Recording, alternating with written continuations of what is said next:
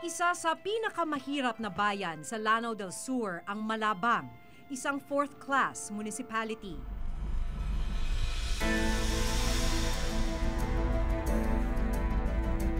Malubak ang daan papasok sa Barangay Madaya sa bayan ng Malabang. Maraming bahagi ang hindi sementado.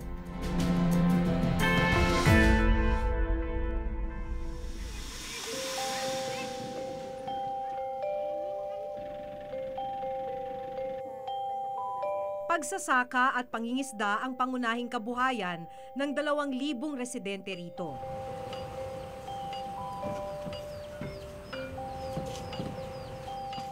Isa sa kanila si Mang Ali, 50 taong gulang. Kada araw, 150 pesos ang kinikita ni Mang Ali sa pangingisda. Pinagkakasya niya ito para sa 6 niyang anak. Mga 40. 40 years. years na kayo nangingisda. Oo. Pumadlaot kami, makauli kami ng isda. Maraming isda. Kung walay bagyo, mabuti rin. Kung may bagyo, okay. Angin. Yang balod, hangin, yan. Problema na nga ang mababang kita sa pangingisda, pahirapan din para sa mga gaya ni Mang Ali ang pagbibiyahe ng kanilang produkto patungo sa pamilihan. Kung tutuusin, may pondo naman para sa pangangailangan ng bayan ng Malabang at iba pang bayan sa bansa. Ito ang Priority Development Assistance Fund o mas kilala sa tawag na pork barrel. Una itong tinawag na Countrywide Development Fund noong 1990 pero noong taong 2000 ay formal na itong tinawag na PDAF. Ang mga kinatawan ng bawat distrito at party list sa Pilipinas ay may nakalaang 70 milyong piso kada taon o 210 million pesos sa kabuuang termino nila na 3 taon. Samantalang ang bawat senador naman may nakalaang 200 milyong piso kada taon o 1.2 billion pesos sa kanilang buong termino na 6 na taon.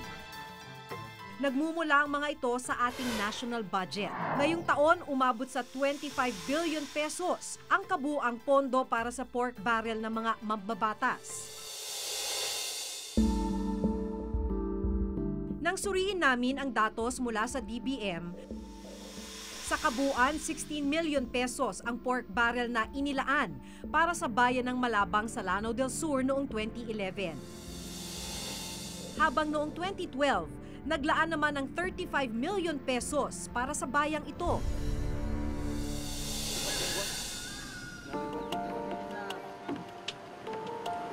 Sa barangay ni Mang Ali, matagal na nilang hiling sa kanilang lokal na pamahalaan at maging sa kumakatawan sa kanila sa Kongreso na magkaroon sila ng farm-to-market road. Pero hanggang ngayon, wala pa rin ito. Kailangan ko dito yung daanan.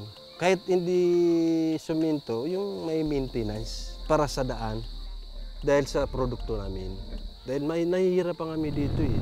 Pag yung katulad dito tag-ulan, minsan doon sila umiikot sa kabila dahil hindi madaanan yung dito dahil slide, may tubig. Wala man ang hinihiling nilang road project, may ilang proyekto sa Malabang na pinaglaanan ng pork barrel. Kung pag-aaralan ang report ng DBM, makikitang isa sa pinakamalaking pinaglaanan ng pondo ng mga kinatawan ng Lanao del Sur ay ang pagtatayo ng mga multi-purpose buildings o MPB. Hinihiling daw ito ng mga LGU para may mapagdausan sila ng mga pagpupulong sa kanilang barangay. Sa tala ng DBM, mahigit 70 million pesos ang inilaan para sa pagpapatayo ng mga multi-purpose buildings sa Lanao del Sur mula sa pork barrel. Higit na mas malaki ang halagang inilaan para rito kumpara sa 16.5 million pesos para sa programang pangkalusugan at 8.5 million pesos para sa edukasyon. In my district, I have 531 barangays. And all the 531 chairmen and chairpersons are requesting for a project. Hindi pwedeng selective ka doon sa, you have to give to all the barangay chairmen. Isa Isa sa mga lugar kung saan may pinakamaraming multipurpose building project ay ang bayan ng Tugaya. Noong 2011 lang, 10 MPB ang itinayo sa iba't ibang barangay dito. Kabilang na rito ang MPB sa Barangay Putad. Ayon sa DBM, naglabas ng 500,000 pesos mula sa pork barrel ni Congressman Balindong para rito. Pero nang bisitahin namin ito, mga poste ang aming inabutan. Sa sobrang tagal ng pagkakatenga, tinubuan na mga ito ng damo at halaman. Giit ni Barangay Captain Muhammad Sharif, hindi naman daw naibigay ang kabuang 500,000 pesos sa kontraktor na gumawa ng proyekto. 500,000 daw ang funding nito. Kaya lang, nakuha ko lang 50,000. Ito lang 50,000 na ang tumatawag ako doon sa engineer. Hindi ko daw makukuha yung pera na dagdag nila sa funding nito kung hindi ko lang daw ito matapos. Ang sabi nila, magpautang ka. Wala namang may pautangan. Saan ako kukuha ng ipautang ko? Pero giit ng DPWH Region 10 na siyang implementing agency ng proyekto. Nasa kanila pa ang pondo at 15% pa lang ng 500,000 pesos o 70,000 pa lang ang nagastos para rito. Ang tanong, bakit hinayaan itong matenga ng halos 5 buwan? Ganito rin ang kalagayan ng itinayong multipurpose building sa Barangay Gurain, sa bayan pa rin ng Tugaya. 500,000 pesos din mula sa pork barrel ang inirelease ng DBM para sa proyektong ito noong 2011. 5 buwan na rin itong nakatenga. Pinipressurize lang sila na tapusin yung project para walang problema doon. Kasi hindi naman natin magawang i-terminate yung contract minsan kasi maliit lang ang hindi niya natapos. Ang ginagawa namin doon, hindi namin binabayaran. Sa Barangay Pundiranao naman, naglabas rin ng 500,000 pesos ang DBM para sa pagtatayo ng MPB. Pero wala naman kaming nadatnang multipurpose building. Asan po yung multipurpose? Wala ko nakuha, ma'am. Wala po. Hindi ko natanggap ang multipurpose. Bakit daw po? Hindi nila binigay sa amin. Alam niyo po ba na na-release po yung pondo para sa multipurpose hall? Hindi, ma'am. Hindi namin alam. Pero may nakausap po kayo sa Kongreso. Si Congressman nakausap. Nakausap kami na magbigay siya ng mga project. Pero ngayon na wala na. Ang nakapagtataka ayon sa nakuha naming financial status report ng DPWH Region 10, nakasaad na gumastos na ng 70,000 pesos para sa proyekto. Yung iba, karamihan doon nakaposte lang. Kung minsan may problema doon sa mga site, peace and order, gano'n. Yung road right of way, yung right of way sa mga lupa ng mga kung minsan hindi donated yung project, yung pinapatayuan, ninegotiate pa. Ito pong 500,000, nasan po itong mga ito? Nasa kasir pa yan, nasa gobyerno sa.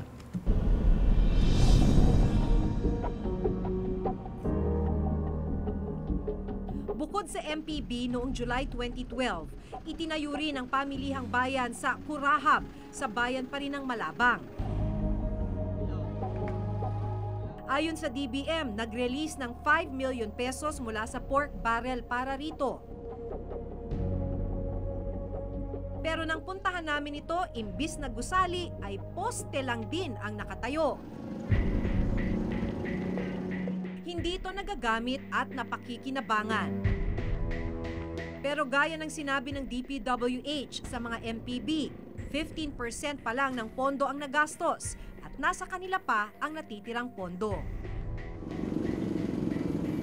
Gayunman, ayon sa isang eksperto, habang tumatagal na nakatenga ang isang proyekto, mas lalong lumalaki ang gastos dito. Definitely somehow may effect yan, no? Doon sa tinatawag structural integrity.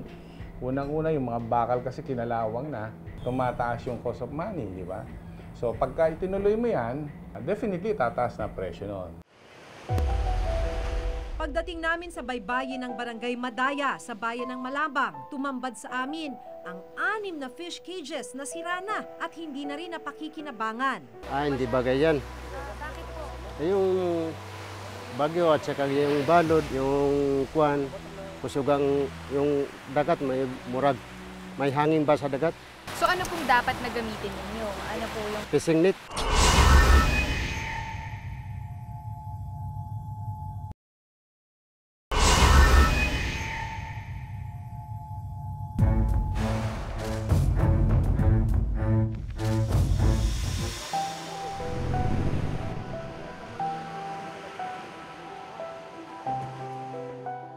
Para sa mga mangingisdang gaya ni Ali, may proyekto inilaan mula sa pork barrel ni Congressman Balindong. Nakasaad sa DBM records na nakatanggap ng 7.5 million pesos na pondo mula sa PDAF para sa livelihood program ang bayan ng Malabang, Lanao del Sur noong 2011. Bahagi ng proyekto ang pamamahagi ng mga fish cage sa mahihirap na residente ng Malabang. Pagdating namin sa baybayin ng Barangay Madaya sa bayan ng Malabang, tumambad sa amin ang 6 na fish cages na sira na at hindi na rin napakikinabangan.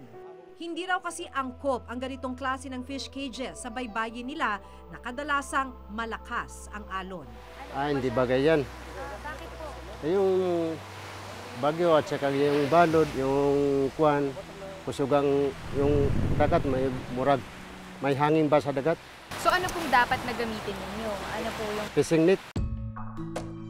Because 15% daw was released. And, yan lang kaya niya siguro. Ikatlong termino na ngayon ni Congressman Balindong, 6 na taon na siya sa pwesto. Nakaupo naman bilang mayor ng Malabang ang hipag niyang si Omen Salam Sarip Balindong. Kamag-anak din niya ang vice mayor ng Malabang na si Berua Anwar Balindong. Huwebes noong nakaraang linggo, pinuntahan namin ang munisipyo ng Malabang pero nakapadlak ito. Ang munisipyo mismo ang direktang nakakuha ng pondo para sa proyekto. Ayon sa nakausap naming empleyado ng munisipyo na tumangging humarap sa kamera, wala ang mayor na si Omen Balindong.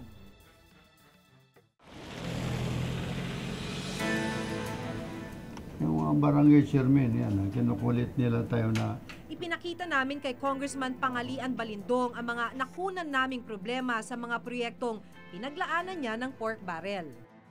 of course, in some areas, the implementation of these projects are very slow. Maybe because of several reasons. One is the implementing agency or the DPWH, which is in Region 10, are slow in, for example, in the preparation of the program of work.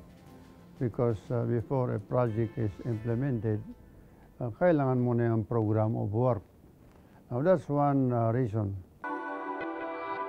Sa panayam namin sa DPWH Region 10 kanina, nung ma-declare daw nila na completed na yung 5 na projects, halos lahat na i-declare nila na completed tapos napabayaan. Inamin talaga nilang sila, may shortcoming sila doon sa reporting. Pero ang action ngayon sa office, tinanggal sila bilang project engineer si Alimudin at si Muhami. Pinalitan ng bagong project engineer tapos implement namin ang project ngayon by administration. Ibig sabihin ang opisina na ang tumapos ng project. Yung dalawang contractors na blacklist sila, hindi na sila bigyan ng award ng mga projects dito for a year ba yun or for 2 years.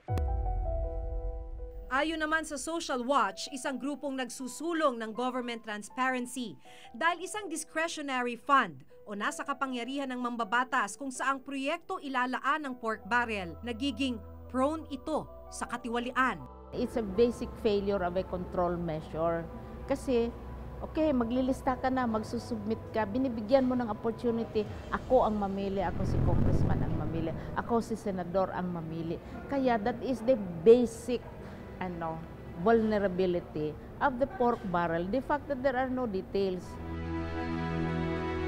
Malaking problema rin daw na walang oversight function ng mga mambabatas kung paano nagagastos ang pork barrel. Dapat silang mabantayan, no? They have to be held accountable for that fund. Kung magkakaroon sila ng oversight over PDAF, dito papasok yung possible na intervention ulit nila. Pag-identify ng mga projects for PDAF and even the kung sinong contractor at paano i-implement yung mga proyekto. So, yung original na idea na bakit kailangan ibigay sa executive ang pag-implement, mawawalan na naman, no, ng silbi. Dalawang paraan kung paano ginagastos ang pork barrel ng mga mambabatas. Una, maaaring ibigay ito sa local government unit na humingi ng proyekto, at ikalawa, maaaring pumili ng non-government organization o NGO ang mambabatas na may iminungkahing proyekto. Gayunman, parehong dadaan sa implementing agency ang pondo bago mapunta sa LGU o NGO. Ang implementing agency ang magmo-monitor sa mga proyekto at sila ring magsusumite ng completion report.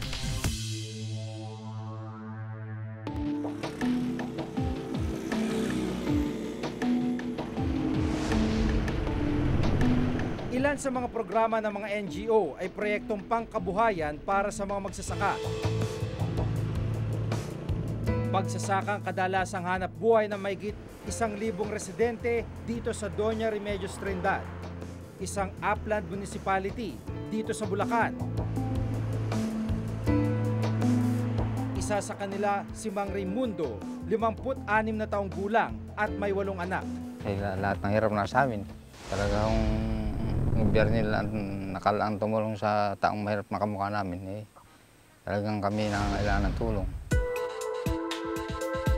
Ang kita niya, 20,000 kada ani. Nakakaani raw sila minsan lang sa isang taon. Kaya lumalabas ang kita niya araw-araw 54 pesos lang. Pagka maganda ang naging katulad yun, ala namang halos hindi maabot kami rin sa pag-ani uli namin. Ala na, bumibili na uli kami ng pagkain. Isa lamang si Mang Raimundo sa mga marginalized farmer na natukoy ng Barangay Kalawakan dito sa Doña Remedios Trindad. Dahil sa hirap, malaking ginhawa kapag may tulong na ibinibigay sa kanila ang gobyerno. Maaari yung malaking magagawang tulong sa amin kasi una-una, baka ang mga binhi na yan, mga pananim na yan, hindi na kami bibili. Noong taong 2011, isang livelihood program na nagkakahalaga ng 29.1 million pesos ang isinagawa ng NGO na Sagipbuhay People Support Foundation Incorporated sa Doña Remedios Trindad. Layo ng programa na mamahagi ng mga high-value crops, seedlings at maging fertilizer sa mga mahihirap na magsasaka rito. Galing ang 29.1 million pesos na pondo sa pork barrel ni na Senador Gringo Nasan na naglaan ng 25 million pesos at ni dating Akbayan Representative Risa Ontiveros na naglaan naman ng 5 million pesos. Ang government-owned and controlled corporation na National Agribusiness Corporation o NABCOR naman ang implementing agency sa programa ng Sagipbuhay Foundation. Nakasaad sa COA na mga marginalized farmer ng Doña Remedios Trindad ang isa sa benepisyaryo ng programa. Pero ayon sa Municipal Agriculture Officer dito, wala silang natanggap na anumang livelihood program mula sa Sagipbuhay Foundation. Pero yung kit na nagbigay sila sa bayan ng TRT, parang gaya nga na nasabi mo, ang palaya o tomato, etc. Parang wala kaming alam na ibinigay na ganun sa aming opisina.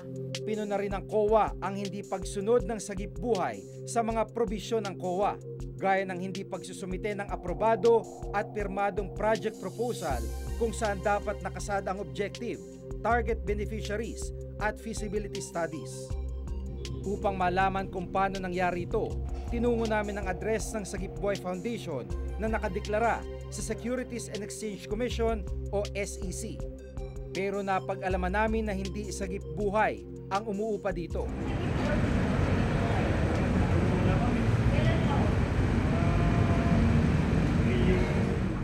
Sinubukan rin namin kunan ng payag si Senador Gringo Nasan at dating Congresswoman Risa Ontiveros. Pero hanggang ngayon, hindi pa rin nila kami pinauunlakan ng panayam. Sa patuloy naming pakikipag-usap sa mga empleyado ng munisipyo ng Doña Remedios Trindad, natuklasan din namin na isa pang kaduda-dudang NGO ang gumamit sa pangalan ng ilan sa mga residente dito. April 4, 2012, nang padala ng sulat ng COA si Roberto Soriano ng Barangay Camachile sa Doña Remedios Trindad. Nakasa dito na isa siya sa mga benepisyaryo ng livelihood package para sa mga magsasaka gaya ng seedlings, fertilizer at tools na nagkakalaga ng 41,357 pesos. Mula raw ito sa Dalangan sang Amon Utod kag Kasimanwa Foundation Incorporated. Pero si Robert Soriano hindi isang magsasaka at nasa ibang bansa nang sinasabing ipamigay ang livelihood assistance noong 2011. Mayroon po siyang pangalan dito, Roberto Soriano, pero hindi po niya pirma to. Ayon sa dokumento mula sa COA, bukod kay Robert, may 38 residente pa ng Doña Remedios Trindad ang pineke ang pirma at idineklara sa COA ng NGO na nakatanggap ng livelihood assistance. Ayon sa SEC records, sabay sa Quezon City ang tanggapan ng DSA UKKFI. Wala po tayong foundation na ganitong mga pangalan, ma'am. Dito sa Carlos, wala po. Number 24 po? Number 24 po, itong buong area na ito, number 24 po ito, pero ang foundation na ito wala po rito. Bukod sa COA report sa NABCOR noong 2011, may mga NGO ang nauna ng pinuna ng COA. Mula 2009 hanggang 2010, naglabas ang NABCOR na mahigit 393 million pesos sa 14 na non-government organization. Lahat ng 14 na ito hindi sumunod sa mga regulasyon ng COA. Pero ang nangyayari, yung PDAP ang ginagawa nilang kapital. So obvious, wala silang financial capacity. Meron silang mga agreement, halimbawa, o may mga requirement na kailangan ang financial statement ay audited by certified public accountants. Nakikita namin, pag-trace namin sa PRC, wala sa PRC yung pangalan ng mga auditors na naka-attach, naka-sign doon sa mga financial statement na sinabit nila. Pero ang higit na nakapagtataka, ang 8 NGO na nakakuha ng pondo para sa taong 2009 at 2010 mula sa pork barrel ni Senador Edgardo Angara, Juan Ponce Enrile, Congressman Iggy Arroyo, Rino Lim, Caro Lopez at Georgidi Agabao. Nauna na palang pinuna ng COA para sa taong 2007 dahil sa hindi rin pagsusumite ng mahalagang dokumento. Kaya malaking katanungan, bakit sila nakalusot at muling binigyan ng pondo sa kabila ng hindi nila pagsunod sa mga regulasyon ng COA? Isa lang ang Sagip Buhay Foundation sa mga NGO na sinasabing hindi sumusunod sa COA regulations. Kaya itinanong namin sa mambabatas na naglaan ng pondo sa mga questionableng NGO kung may plano ba silang i-review ang proseso kung paano nila pinipili ang mga NGO. Pero hanggang ngayon ay hindi pa rin sila sumasagot sa hinihingi naming mga panayam. Humingi rin kami ng payag mula sa pamunuan ng NABCOR sa pamamagitan ng sulat at pagpunta sa kanilang opisina, pero wala pa raw pwedeng humarap sa amin. Yung foundations naman ngayon ay para ma-justify niya yung pondo, ay sinasabi niya na ibinigay nila yung pondo sa iba't ibang mga magsasaka. So, pag nakuha na nila yung pondo, wini-withdraw nila at ibinibigay kay Mrs. Napoles.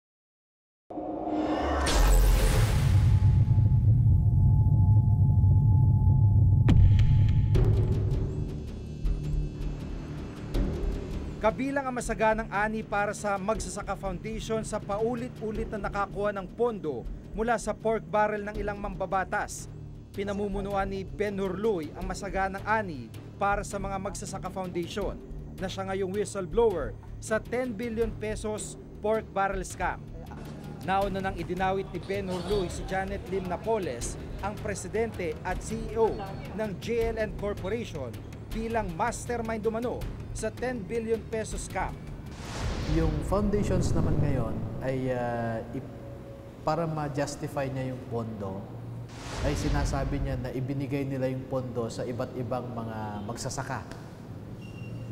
So, pag nakuha na nila yung pondo, wini-withdraw nila at ibinibigay kay Mrs. Napoles. Minsan, idine-deposito nila sa bank account ni Mrs. Napoles. yung pag-liquidate nila ng pondo. Kasi kailangan mong i-liquidate yan sa gobyerno. Maring itinanggi naman ng kampo ni Janet Napoles ang mga akusasyon ni Louie. We state here that Mrs. Napoles has no dealings at all with government. She has no dealings with these alleged PDAF funds. She did not form these 27 companies. She is not an incorporator or director. Si Mrs. Napoles and si Ben Hur po, meron po ba silang, do they work closely? No. Even before? He is like a person, they do not work together. He is like a personal assistant. And because the office here is a trading office, he is the one left here. But wala silang, they don't have contracts together or deals together. It's just a trading company. Lahat ng dumaan sa amin na feed up buhat po ng aming administrasyon ay aking pong pinababalikan at ay pinado-double check po natin so that kung meron po kaming kaunting pagkakamali ay dapat po hindi na uling mangyari at kung meron pong may pagkakamali talaga ay matawag po natin ang kaukulang pansin or kung kailangan po talagang habulin, hahabulin po natin. Kasalukuyang iniimbestigahan ng NBI ang nasabing scam. Samantala, wala pang kumpirmasyon kung magkakaroon din ng investigasyon sa mababa at mataas sa kapulungan. Karamihan din sa mga findings namin, yung absence of submission or lack of supporting document o yung tinatawag nating liquidating documents. Kung walang na-submit na liquidation documents, parang paano natin siya papatunayan na hindi siya nagamit ng tama? There are no supporting documents, so we wouldn't know how and where these funds have been used, di ba? I would rather tell them to comply with our audit recommendations and, you know, yung sinasabi nating public office is a public trust. So you have to at all times protect the interests of the government. Para sa Program Director ng Ateneo School of Government, panahon na para i-abolish o tanggalin ang pork barrel. Ideally, dapat walang ganyan, no? Walang PDAF, ang lehislatura natin ay talagang ang ginagawa ay paggawa ng batas at hindi sumasawsaw doon sa executive function. Dahil nga maraming mga anomalies na nakikreate yung institutional flaw na yan. Sa resolusyong inihain naman ni Senador Miriam Defensor Santiago, iminungkahi niya na unti-unting bawasan ng pork barrel hanggang sa tuluyan itong mawala sa taong 2016.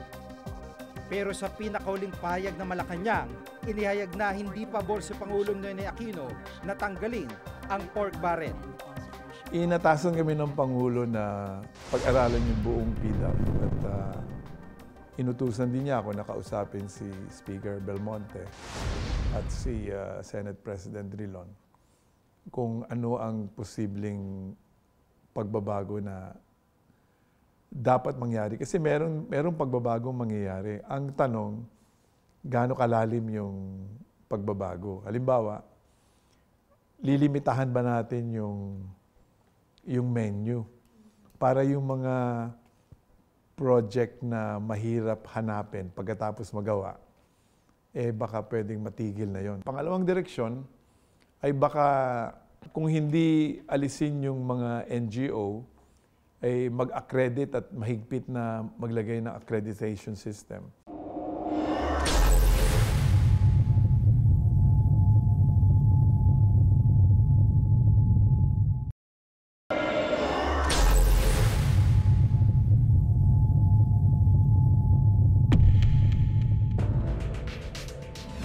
Malawak ang kapangyarihan ng mga mambabatas.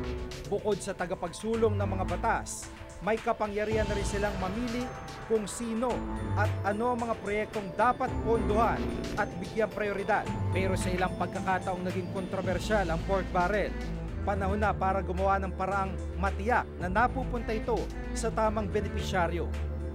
Kung hindi ito magagawa sa lalong madaling panahon, mas makabubuting tuluyan na lang itong alisin at ilaan sa ibang programa ang bilyon-pisong pondo. Ako po si Jigo Manicad at itong naktala sa aming Reporter's Notebook.